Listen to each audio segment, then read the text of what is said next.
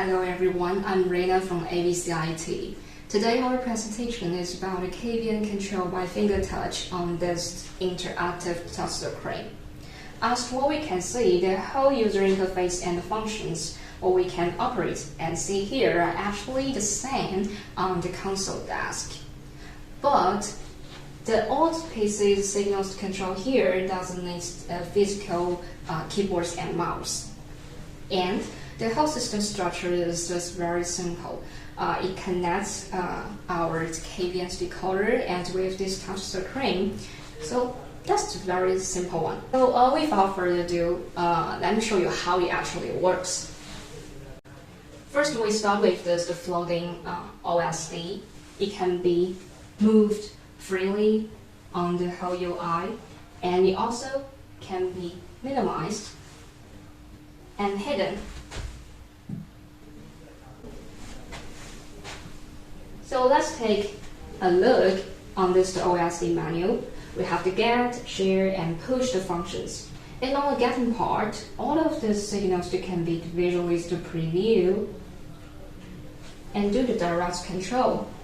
And for all of these signals, we also can do the search.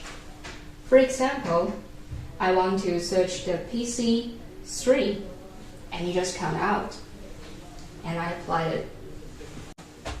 And for the share and push part, we can push and share all of the signals to another PC. And now we come to the dynamic monitor layout. We have the 1, 2, and the quad view.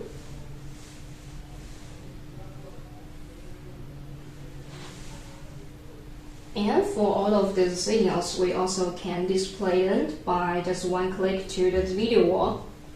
And for the other functions like the AI words recognition and the group meeting call also can be used. And for the other settings here, like we can change the language, parameter, hotkey, and user configuration, and also do the permissions configuration.